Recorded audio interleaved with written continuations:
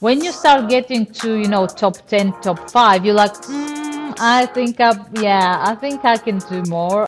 Do we still need a website? You're building a website for yourself, or you're building a website for your customers. It has to be about making the life of your customers easier. They had that weird questions like, what do you do with your husband when it's not the kids or work? Like, okay, that's like the red flags now. Hey everybody, welcome to the second season of Be Yourself podcast on expressing your true self. Today, my guest is Tatiana Bonneau. She's a businesswoman. She's traveling the world, raises 4 children, running 2 companies, and she actually adores running trails. And in my humble observation, she's just living life and having great time in her life. So, Tatiana, thank you so much for being the guest on my podcast. Sure, thank you for having me. It's a pleasure. No, you're welcome. So, as I was preparing for the show, I really liked the way you described yourself on LinkedIn, because it's the first thing that we do. And similarly to me, in your description, you didn't put pretty much nothing about your business accomplishments or accolades. You were really talking about your personality. And this is such a great sign, I think, for such a great example for people, even on LinkedIn, on professional network, to talk about what you believe and some of your personality traits. I would like to start by asking you, how are you?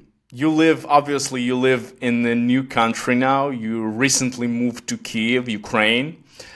And how are you? How's life in Kyiv been so far?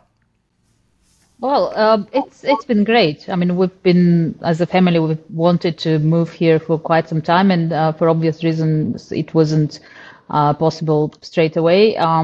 We visited last in 2021. And I mean, I'm born in Crimea, so I've been in Ukraine before, and it was always it's always been home for me. It's always like my father is Bulgarian, so I did my studies and lived a large part of my childhood in Bulgaria, but I've always felt home coming here. So it was very much like when the summer comes, like everybody is going on vacation, and I was like going home in summer, and spending the rest of the time was like not home for me.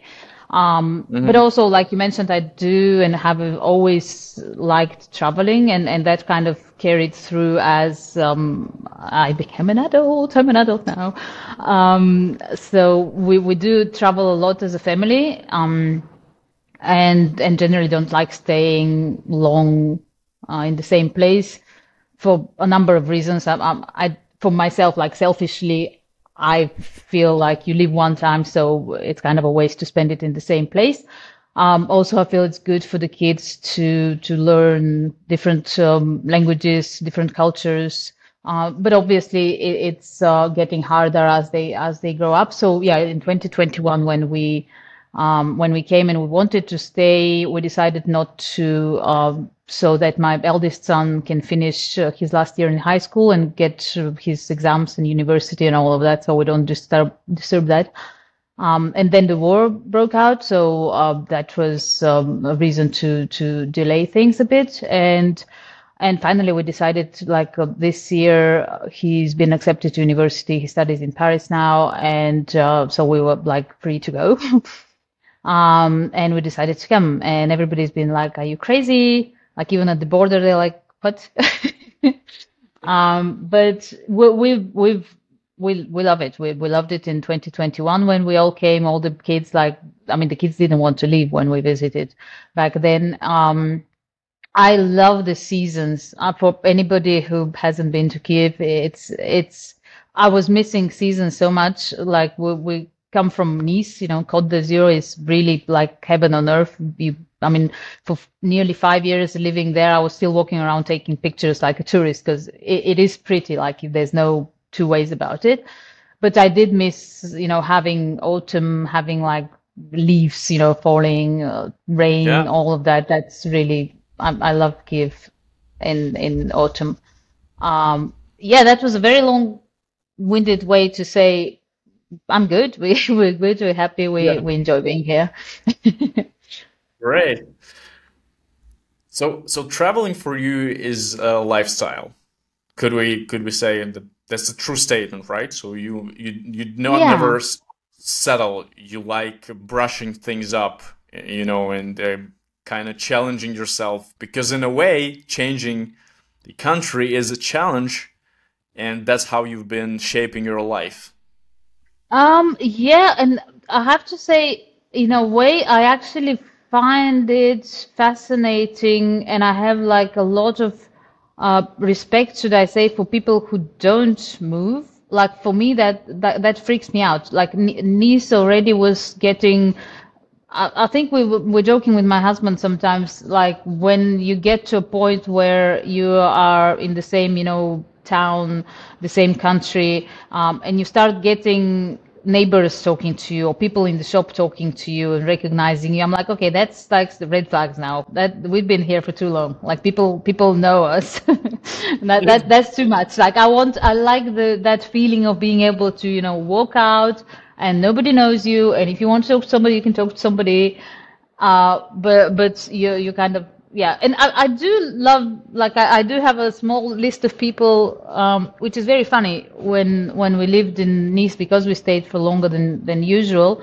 There are a list of people that when we started packing, I was like, oh, well, I should say goodbye to those people, and they're not the people you would think normally. Like, my dog, for example, is we have a Doberman, and recently we got another puppy. That's a whole other story. But like, he's more social than me. We used to walk around, and he would walk into shops because somebody said hi to him once, and like he would go like every time they'll now see those people. So people like that I don't even know their names, but I felt like I should tell them we're leaving. I should tell them goodbye because they've become like a part of our daily life. Like, people in the pharmacy next door, they were like really nice when we told them we're leaving. They were like, oh, here's my email. You can send us, pictures. So yeah, it is, again, to answer your question, it is a lifestyle and I don't see it as challenging, I have to say. I see the other way of doing it challenging. Like if somebody was to tell me, you're gonna stay here for the rest of your life, I'd run away screaming, I think. Like Yeah. with my husband, we had that funny moment when we, at the beginning of our marriage, we've already had our daughter, and we obviously because we move around a lot, we rent. We don't. I mean, again, the idea of like buying a property is like what? Like that's a thing stuck in the ground there. Like what am I gonna do with that? Yeah. So we had that moment at some point where we had to choose a sofa. The sofa in one of the apartments we rented was like old and whatever, so we decided we're going to buy a new one. And we were joking that like we were both like we're buying a sofa, we're buying a sofa. That's a huge thing. Like we can't travel with it, And there was more stress and consideration into buying that sofa than when we had our kid. Like it's literally like that's how Yeah. crazy it is, and I can't imagine how you live in the same place for a long time. Yeah, that's a bold statement, I must say, and I really have to give a thought to it.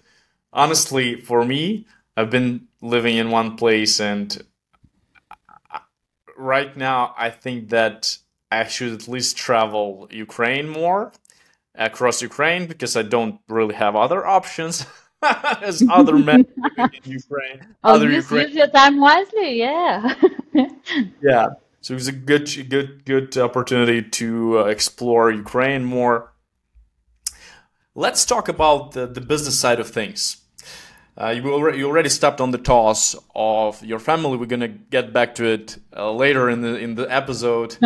But talk about Markup Grade, talk about smartbranding.com.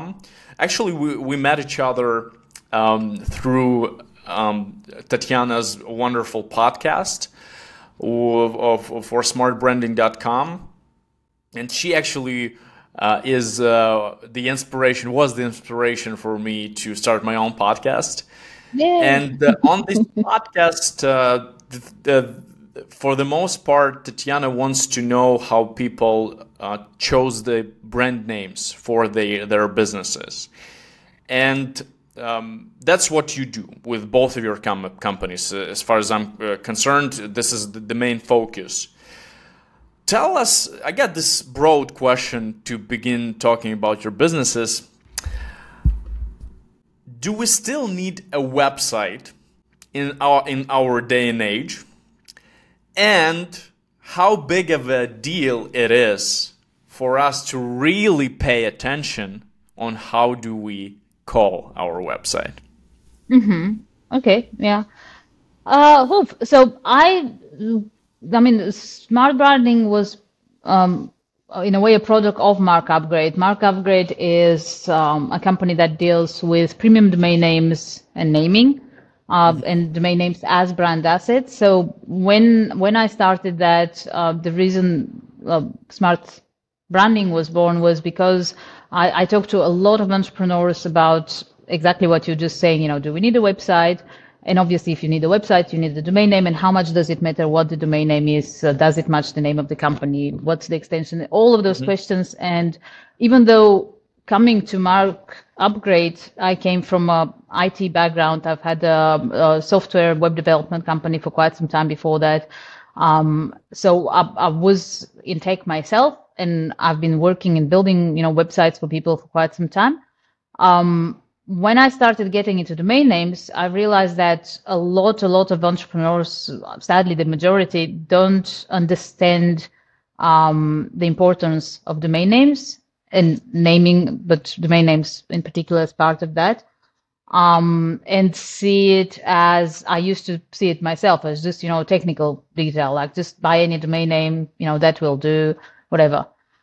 So that's how smart branding came around, because it's very hard, it's impossible to put all of that information in an email or in a phone call, or, when you talk to people, you kind of, you have accumulated that knowledge and that information and all that research, and, up there, and people are down here with their understanding, and you can't blame them because, if nobody has told them, they don't have that information, they can't know.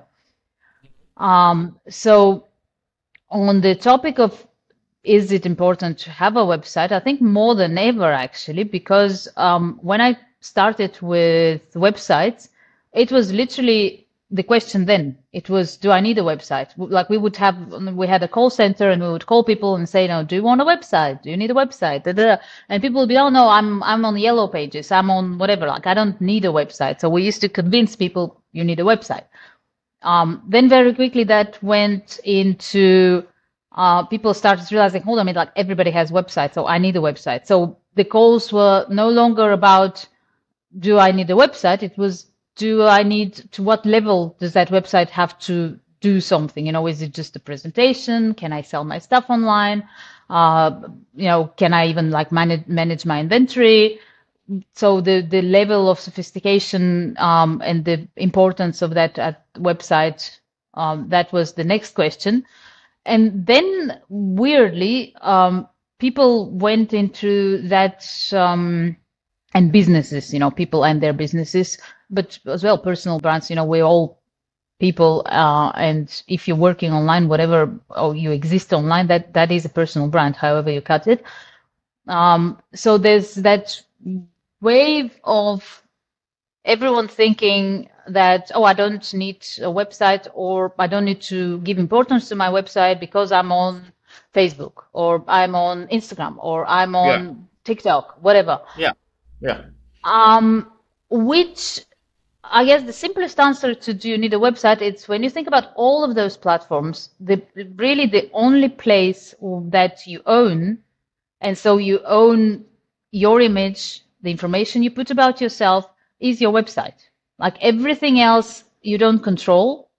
It can be, you can see that everywhere. Like you put a brand on Google, and you can see oftentimes like the top results are competitors of that brand, buying the brand name as a keyword to rank above them. Yeah. Not to mention, all the things about like who owns the information, who owns that audience, the number of businesses who have had troubles and like even going out of business because of, a change of an algorithm, a change of a rule, or somebody, reported them, or some rules changed and they no longer have access to whatever. It's just crazy. And also, I really don't understand like the logic of I'm going to build an audience, but I'm like, I'm going to pay X platform, bring people to that platform to communicate with me. So those people come for me, but I'm like bringing them to whatever platform. And then I'm going to have to keep paying and playing by somebody's rules to access that audience and to keep communicating it. And it's always like hanging, what if it's not even what if they do change all the time. Like next time they change the rules, can I still access my own audience? Yeah, that's It's true. just absolutely crazy. So in that respect, having your website, having your mail list where you are in direct connection with your audience, you control the information that you present to them, you control that connection is absolutely the way to go. And any successful brand does that. All the really major successful brands, they have a really serious domain name strategy, not just one domain name. They literally have a domain name strategy where like they would have all the misspellings of their domain name, because you want to make your customers' life easy. If they misspell the domain name by mistake, if it happens often enough, they lose time ending up on another website, or somebody can abuse that, get that misspelled domain name and use that traffic.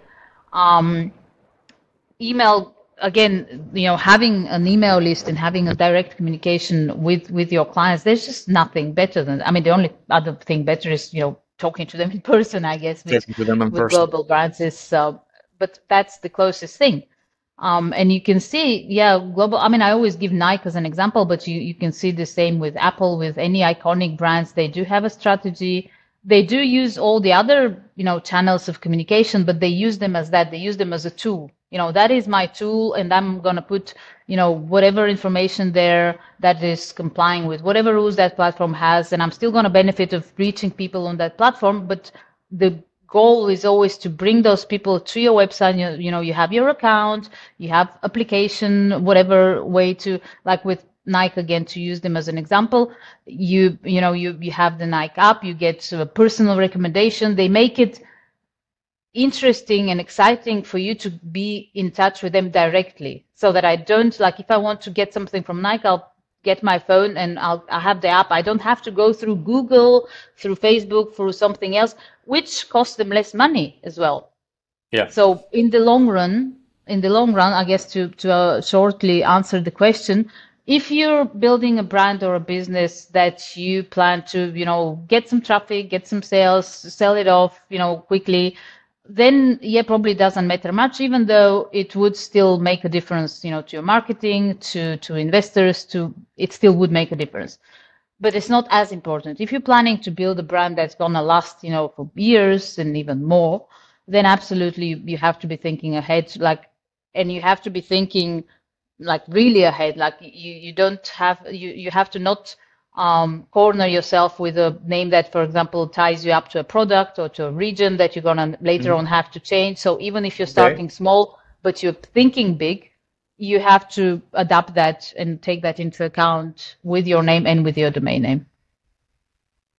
And I think what is not nonetheless significant, you mentioned it shortly, is that if you want to sell something or if you want to find investment, you want this entity to really be independent. And even if you have millions of subscribers on TikTok, I'm not sure that this can be used, to say that, you have such an asset. Because something changes tomorrow, your TikTok, million of your TikTok followers will not see your updates anymore. And I Absolutely, that think, happens all the time. and in the same breath, I think like blog, like content marketing can also be uh, like present on the website, just writing a blog.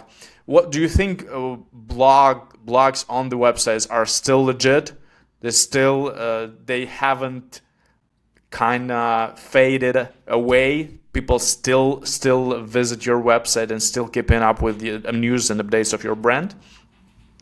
I think so. Same. I mean, it's all about, I think, authentic personal connection with your audience. And so it's not a given. It's not like to say, oh, I put a blog out there and that's it. Everybody is going to come and read it. Yeah. No, it has to be, it has to be quality. It has to be Consistent. well targeted. It has to be, yes, it has to be consistent. You can see a lot of content now is also like you would have the blog and you would have an audio version, because a lot of us, you have your headphones, and I was like super against audiobooks and audio whatever. And then once you get into it, you're like, oh my God, I can consume so much more content that's useful or interesting on the go. So Yeah. that's, you adapt to whatever is required and whatever people want. But definitely, and I mean, if it's good quality content that's relevant to your audience, absolutely. And again, I mean, I would much rather, and I think there's a lot more value in somebody coming reading something on your blog and subscribing to your email than tens or maybe even hundreds of followers who are, I mean, there's so much like fake stuff and things you don't control. It's just, I've struggled to see it as something serious. I see it, all of those social networks, I see them as tools. That's Yeah, it. and You do have to follow them. Yeah, you do have to follow what's going on. You do have to pay attention. You do, use them to attract visitors. But the ultimate goal should always be to bring those people to your website, to your email, because then you have that direct connection with them. People just flooded with so much data constantly on Instagram or Facebook, whereas when you receive an email, when you consciously make a choice, first of all, you made a choice to subscribe to this brand's newsletter, right? So you gave them the permission to send you their updates. And then later in your inbox, I assume that the majority of people actually allocate some time in their schedule when they read emails only. Yep. And they might be much more conscious and willing to read updates. So that's actually a great piece of advice because I work with entrepreneurs who majorly do business on Instagram, and a lot of them don't possess a website. I do, but a lot of my colleagues don't, and that's just such a great piece of advice that we should at least think about creating our own website for all the reasons that Tatiana just mentioned. Yeah, And absolutely. if you want more reasons, check Tatiana's website. I think just you got like resources on all possible formats available on the websites, right? Yep, absolutely. Yeah, we have research, we have just informative content, we have podcasts, we have interviews with different people that offer their experience and advice. So yeah, that's the whole point of it. Yeah. Well, and thinking global and thinking wide is such a great piece of advice, because you are limiting yourself. For example, my website is called beverlyin.com, and I'm actually because Beverly English, the name of my school or communication kind of university, whatever, is Beverly English, but Beverly English wasn't available. So I shortened it. And now I think that there is some kind of mystery, to this. And actually now I can broaden the list of my services, because right now we are offering the podcast creation, which I never ever thought I would do. It wasn't on my list, like even close. And now I can put it on my website.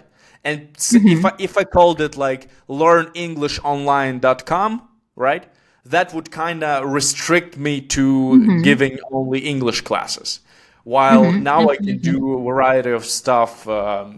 So go for brand. What would be your advice on giving like how no naming the website? Should it be something like smart branding? It gives you an understanding of what you guys do, but because you have this tunnel vision. But what would be your general advice on how should we approach naming our website? So it really depends. I mean, one thing is, as we just said, you have to really think about, okay, where am I now? But you have to have that vision of where am I going? Even if it seems like crazy, unreachable, whatever, but you have to have it. Like it really helps not only in choosing the name. I think it generally helps on your direction and on the choices you're going to make, on that path. But on the naming as well. So in terms of like to continue with the smart branding example, that is an educational platform. So it was, I mean, totally okay, and we were very happy with that choice of name because, like you said, it literally says what it is. Yeah. It's there for education. We're not really selling anything. We're not in any way, limiting ourselves to something. It's not like that. There's no even commercial side of it.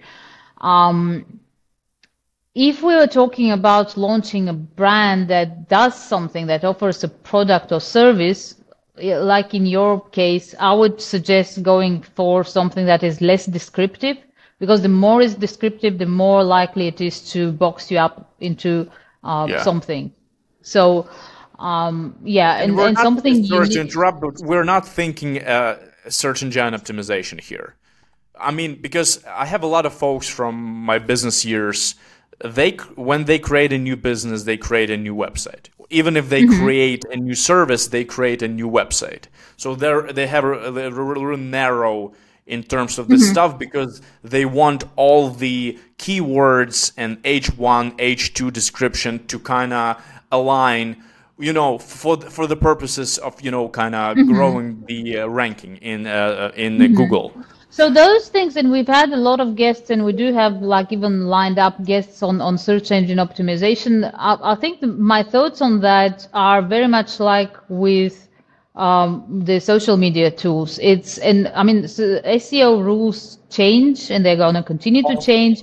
So exactly. So when you're building a business and you're choosing your name and you're choosing your domain name, I think the people go crazy about like trends or this SEO or that whatever or that platform. The ultimate goal of all of it is your customers. Like it's for them to understand you, for them to find you, for it to be easy for them to reach you and refer to you and share your name and write you an email. And in a way, that's the ultimate goal of all the platforms and SEO itself as well.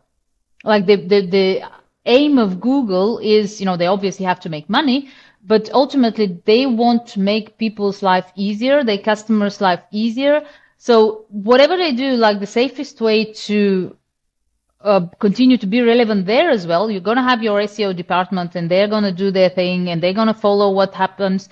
But like Google or any other search engine, they're always going to be trying to make the end user life easier. So if that's your aim as well, you can't go wrong there.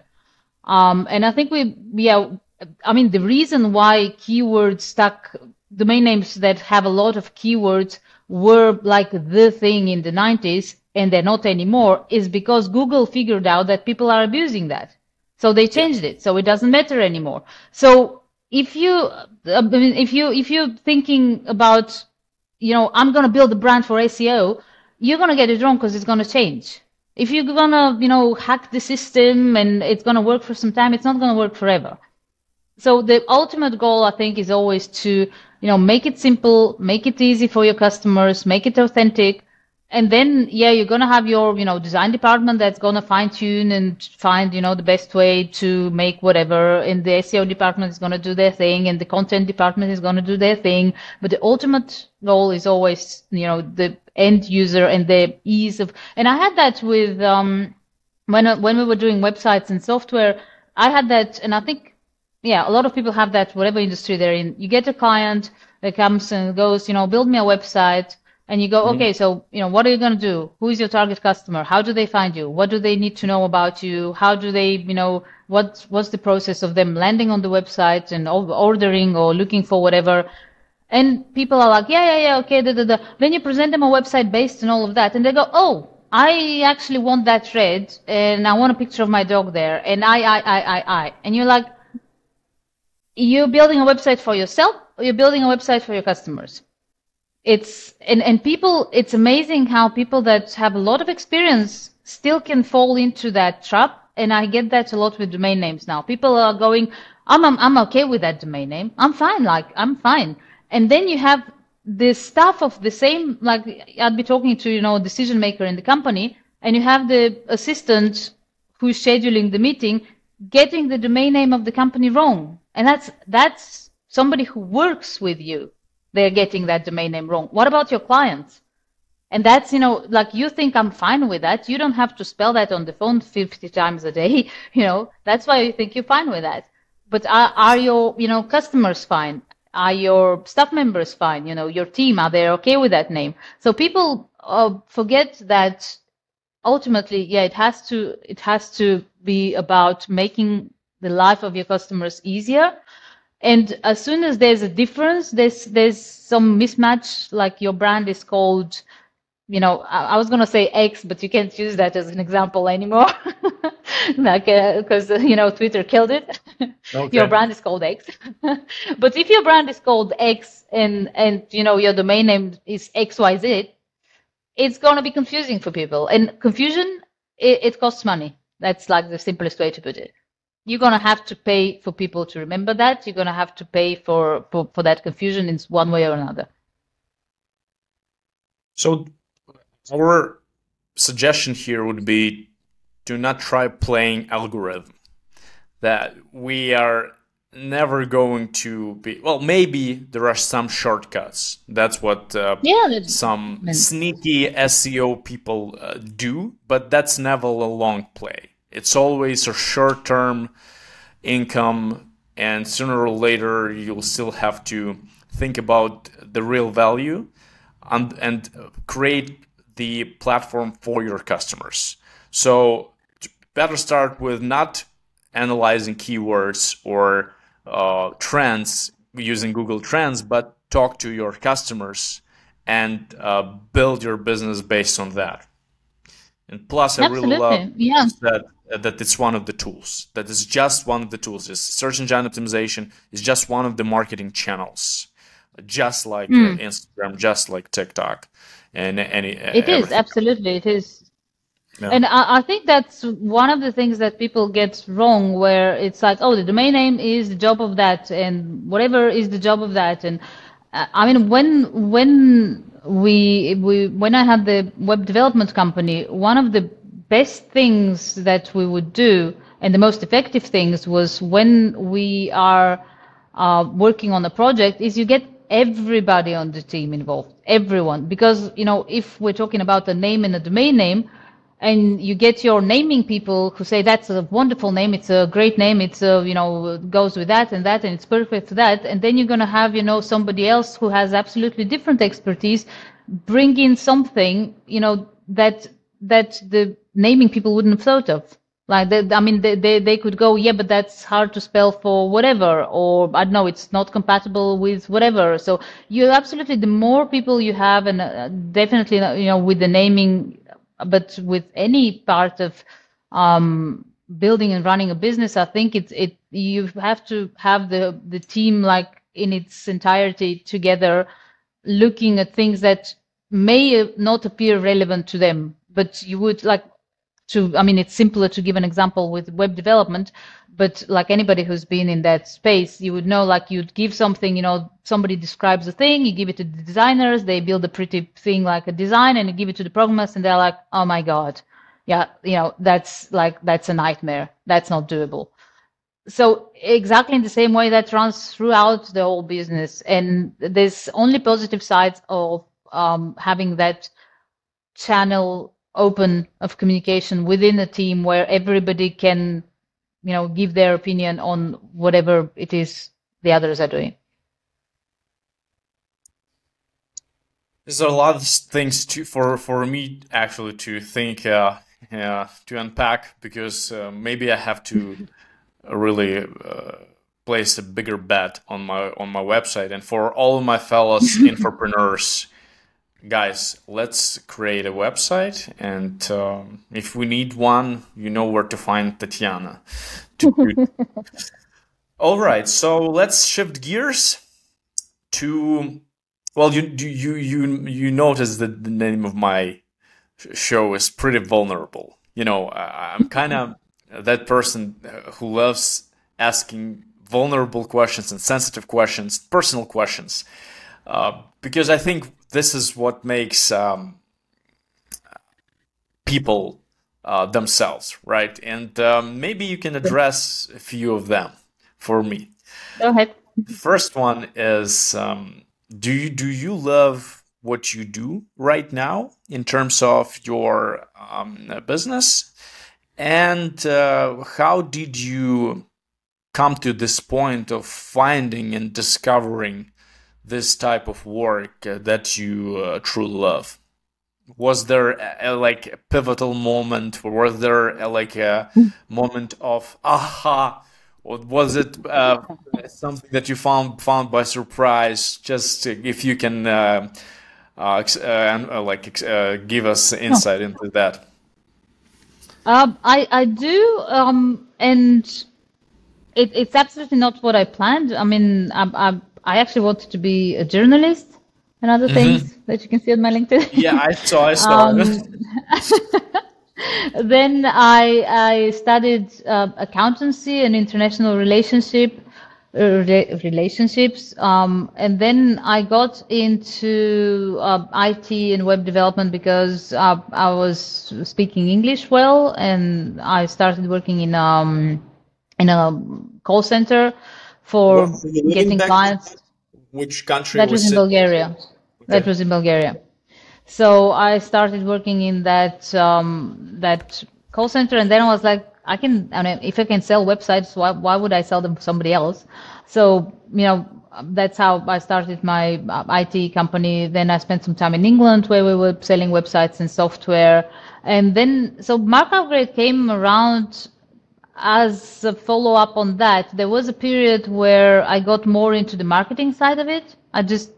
I think there was a period where like IT just became a bit too much for me. It became too fragmented. There was like so many things. There were a lot of tools, a lot of languages, a lot of like everything. It just got too much, and also marketing and branding side of it was a bit more creative, and a bit closer to that, if you like, to journalism, even, in terms of like the content creation, but also the communication with people, etc. So I got more into that, and then I got into working by accident, I guess. I had a client who had premium domain names, and it just opened up that window for me of, hold on a minute, domain names as a thing, not just as a technical detail. Because before that, obviously, I was dealing with domain names, but it was, get any domain name, set it up, the email, the whatever. And then, yeah, when we started working um, on the presentation for those premium domain names, there was the two discoveries. One was that I discovered for myself that domain names actually matter a lot more beyond just the technical side of it. Just by and I remember I spent like months just like researching all the content there is like about domain names, which is not, on that front, is not easy to find at all. Again, one other reason why we put smart branding together, because there's that, there's the technical side of it, and then there is the domain market, which is domain investors, and they have their geeky talk and domainy things, and there's nothing in between. Like you have branding and naming agencies, huge marketing agencies, who not only don't advise on domain names, but if they do comment on domain names, they give like ridiculously bad advice because they don't know themselves. And that was like, whoa, I mean, there's something wrong there. And also the fact that a lot of premium domain names just have like terrible presentations, because there's like people in the majority who in the 90s, or were like visionary enough to think, hold on, that's like real estate but on the internet. So they got those names, but then they're just like sitting on them and thinking, somebody's just going to come and buy them. It's like, no, they're not going to just, well, it happens obviously because the market exists, but you can't just sit there and wait for people to understand that those things are valuable without educating them. It just doesn't make sense. So there was that gap of like, people don't understand domain names, entrepreneurs don't understand domain names, and domain owners don't do much about educating people. They're just sitting there waiting for somebody to buy those names. So that's how Mark Upgrade came around, and then smart branding as a way to educate people on the topic. And yeah, I do love what I do. I speak to a lot of people, about their names and brands. So that's like always interesting. The educational part of it is fun. We do have a small team that works on a lot of content, which is also fun to do. It's interesting for ourselves, and then to present the results to people. So yeah, I wouldn't say a big aha moment, but yeah, I think the discovering that premium domain names and domain names in general matter and are a thing, and they're so misunderstood and badly presented, that was probably the moment. But similar to moving around, like where I live, I've never, it's been a long time I've been doing that, like we're coming up to probably 8 years now. But I don't see that as, that's the one thing I'm doing. I'm always open to, other things. I'm always like looking around. We do have other projects that we're working on as well that are not, at the stage where they're public yet, but we always have, and I always have things going on. I always feel like there's more to do and more to discover. So you got a team on remote basis, right? How big is your team? We, oh Jesus, I have to count. We do have a small team. I mean, we do try and meet at least like once a year, but we do have actually one of our programmers is in Kiev. We've been working for like 4 years, and we met when we came here. That was funny. He was actually very helpful. Hi, Artyom. He was very helpful on helping us settle in here because we were looking for a place, and he would like go and look at things and take pictures and all that. And now it's a running joke in the family. Whenever there's something, it's like, call Artyom.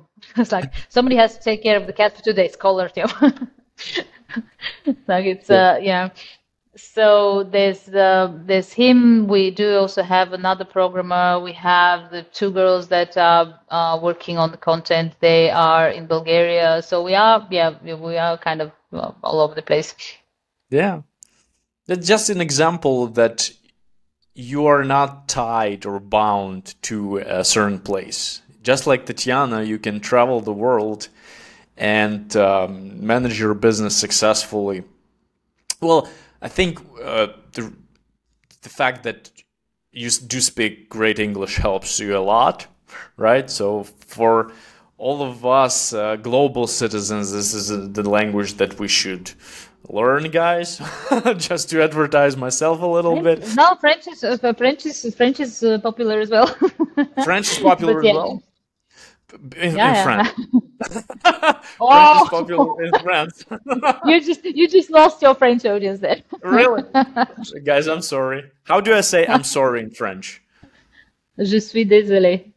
Je suis désolé. Okay. Ah, très bien. Hey. All right. So no pivotal moment. It was all building up on your previous success, and you were wide open to new opportunities, and you saw an opportunity, and you saw a market gap, and you most importantly, you felt like you can deliver, and you just took this opportunity and capitalized on it.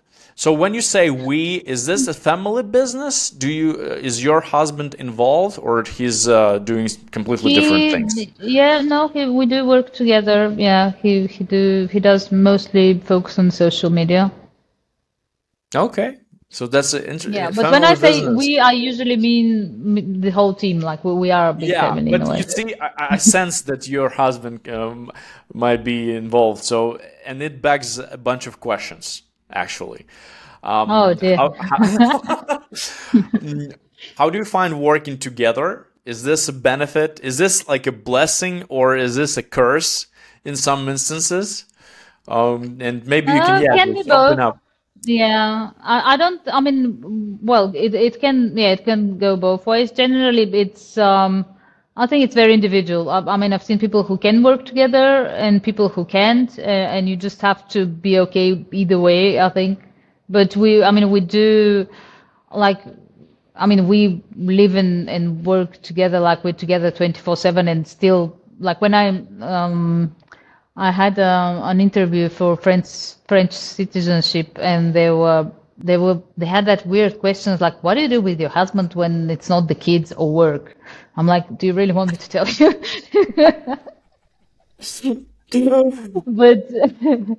But yeah, we do spend all the time together, and then still we have that feeling of we don't spend enough time together because there's the kids, there's work, there's all of the things, like when all is done, and there's like, yeah, I don't know how people do that. There's people that like one goes to work and the other one goes to work, and then they go and see their friends, and then they whatever, and it's like I don't even like have time for that. I don't feel I have enough time, like we have enough time on our own, even though we are pretty much in the same space all the time. So I guess that helps in that respect, that we just have a good relationship, and then that translates to work as well. So yeah, But but since looks like I've seen you're in the examples. working mode and you're in the working mode, right? And you're like Yeah. have these modes that you kind of turn on and turn off depending I on the think you work have you do. to, yeah, if you're working with people that are family, that are close to you, I think you have to be able to do that. Otherwise, it's just a huge struggle. And there are people who can't do that, and I think in that case, you just have to be honest with yourself and with that person. We can't do that. I mean, it's not, it's nobody's fault if you are the type of person who can't separate, work and personal life, but it just doesn't work, and it's not worth it. If you have those two relationships and you're like, we're gonna mess both up because we're trying to do something that doesn't work, you're better off just saying, no, let's not work together because it doesn't work, and the personal stuff works, unless it's the other way around. But either way, there's yeah, there times when it works and times when it doesn't. Well, Simon Sinek constantly repeats that the best possible scenario for business is to have two leaders, a woman and a man, because they complement so much each other so much. Man gives this required stubbornness. Woman gives this empathy that is highly important. I would give it that I'm the stubborn one now. Okay, okay. So So, yeah, but yeah. anyhow, Type of character. Let's say depends two on the types of character. character. Yeah. Okay. Yeah. But No, anyway, my actually my take on that would be, I feel that you better off in an organization with three people, whatever the gender is. And mhm.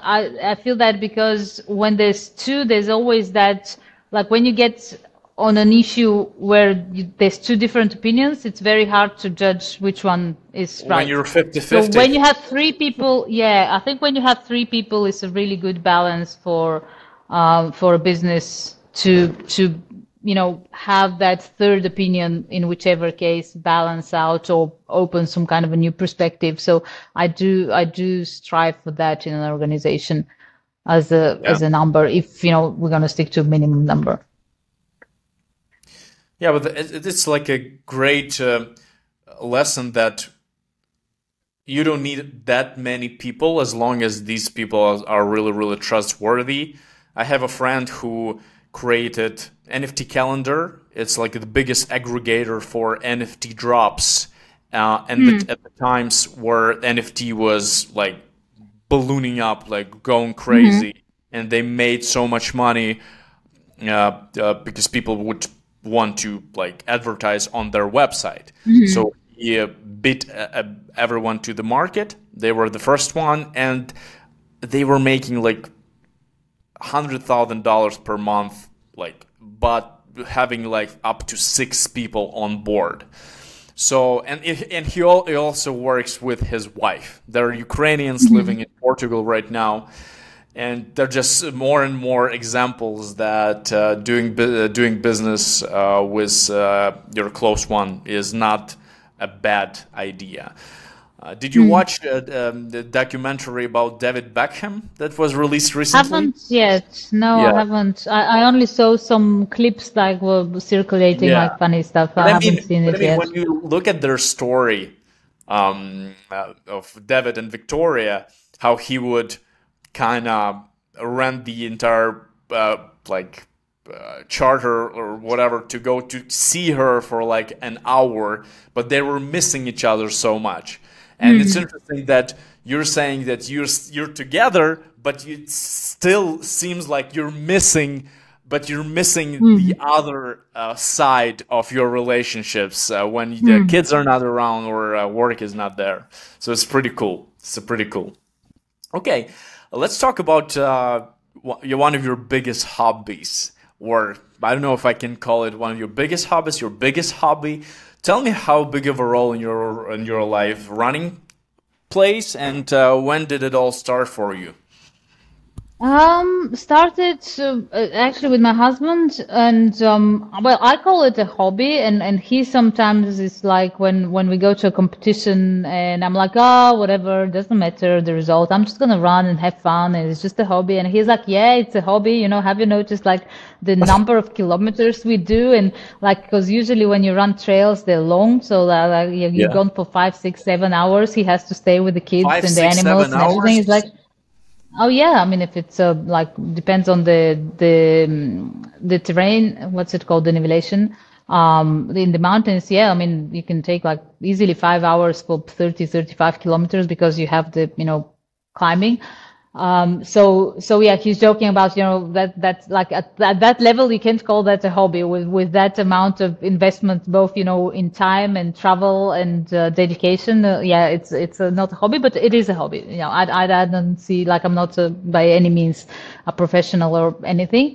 It started actually with my husband as well. Is I didn't like when we met. I was actually smoking, and I haven't run like I didn't even have running shoes.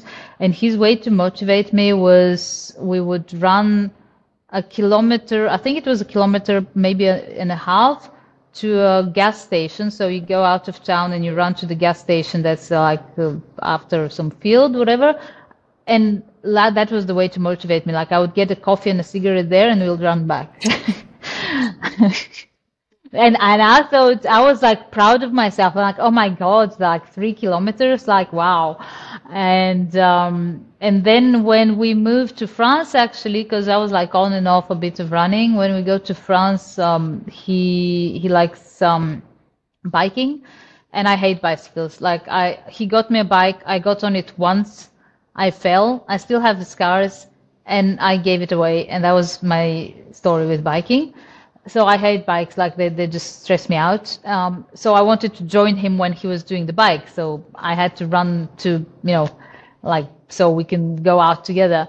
And then it started with that. Like I mean I started running a little bit, and that's the cool thing about running is that you don't really need any kind of equipment or anything. You don't really need to like go crazy about I'm gonna do this or that. It just happens on its own. And I think you run as well. So like anyone who's got themselves into running, you start with 2, 3, 5, 10 kilometers. I remember when I first ran 10 kilometers, that was like, wow, oh my God. And I tried a few times before that.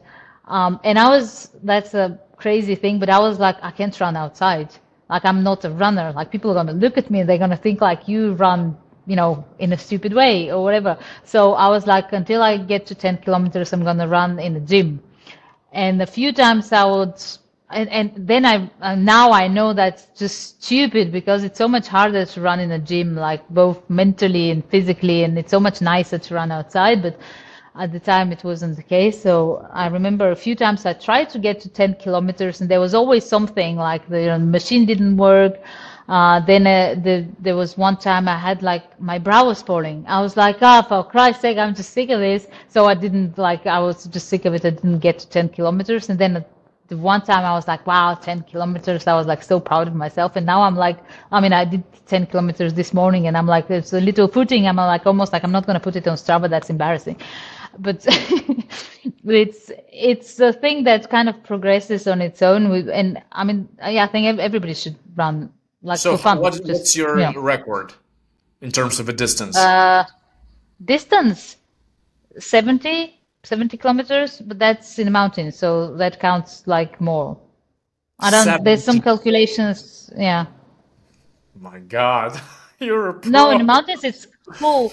Now, the funny thing is when I came here, because obviously there's no mountains, so I'm now running, flat, and everybody's like, "Oh, after the mountains, that must be easy for you." I'm like, "No, no, that's actually, hard for me because in the mountains there's like the things around you change, and you have the ups and downs, so you have a difference in intensity, and I find it a lot easier than like I've done semi-marathons here a few times now, and I found it much, much harder because you go quicker and you maintain that speed. And also mentally, just like the fact that it's, all flat, and oftentimes you do, like the half marathon, we did 4 circles around the same thing. Yeah, So you just mentally, it's very, very different. Like mentally. in the Yep. mountains, you're just like out in nature and things change. And so yeah, but I'm finding new ways here to run and new challenges. I'm gonna try and do 100 kilometers competitively by April, May. So I'm gonna get into the preparation for that now. So I'm kind of looking forward to that as well. It's gonna take place? Which city? I don't know that because my coach just sent the list to for those who want to participate in that to raise their hand. So like I've signed Mhm. up for that, and I don't know where it is. Yeah. I don't know yet. So yes, basically you're getting hungrier and hungrier as you progress, right? Because you want to That's with beat. everything. I think that's Yeah. yeah. For sure, that applies to whatever we do in life, as long as we remain inquisitive and and I think competitive. Would you call yourself a competitive person? I don't know. Like we've had those discussions with my husband, 'cause, as I said, because sometimes like I would get, when I started running, I would be like, no, I'm just here for the fun. I don't care. I'm here for the fun. I'm not going to stress myself over results. It's just fun, fun, fun.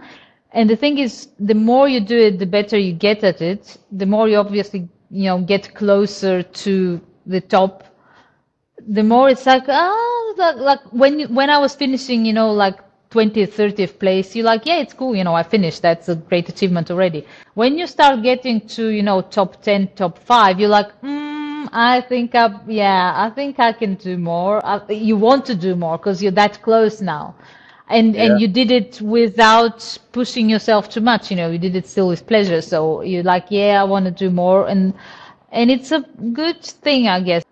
I like seeing it as more like it's nice to see that you put the effort in and then you get the results, and that's cool. And I have that sports teaches you that more than anything else. I think I have that like when I mean there was I don't know how many kilometers we ran the last time, but there's that feeling of it's that's beauty about sport where you're at the limit of your efforts and it's hard, and and you have somebody passing by like like a girl, in my case a woman, so I know like she's we are in the competing for the same place. And when you've done your training, you've done everything right, you're doing your best on the spot, and they run past you and finish a better place than you, I feel like almost like you deserve it. Like that's really cool. Like I feel good for them. And that's always in competitions. Like we congratulate each other at the end because that feeling. You've been training, the same, and you feel like you've given it your everything. That's the approach that I think a lot of business people should take. Even though a lot of people compete using the metrics that they made up, you know. So like no one's competing you by the same metrics that you competing with everyone. You know, there are a lot of obsessed people that are obsessed about revenue, or I don't know, the number of people's, or how spacey their office is, while there could be a person who's just not thinking in these terms. And from this point forward, I think it's so Yeah. so instrumental and, you know, important to just be happy for each other, because you don't know how much effort the person put in, or what are the values that, you know, the people got, for themselves as a priority. On the point of social capital, since you run podcasts and obviously you have so many different people that you met throughout your life, how important it is to grow our network? Was a certain particular connection in your life responsible for, you know, the success, or like, you know, some great result that you obtained? And should we pursue like whatever social gatherings and, you know, events to meet new Sure. people? I'm fascinated with people and with stories, and I had that when I was little. I had that struggle where I thought you have to be like one person who likes, one type of music, one type of clothing, one type of whatever, and other ways there's something wrong with you. And that I had a long time where I was struggling with that, and then I kind of just came to terms with it, and decided, you don't actually, you don't. I have a lot of respect for people who can do that, but I can't. And so, in a way, I realized that I can actually use that to my benefit, that I can be a lot of people, a lot of different types of people. And it allows me to, like, when I enter a situation, when I enter a group of people, or when I meet somebody, I'm very open to who they are. And I'm very, how to say, it's like a white piece of paper. I'm like, just exploring what they are, who they are, how they got to where they got to, without trying to put it in some box, or trying to, put it against something that I am.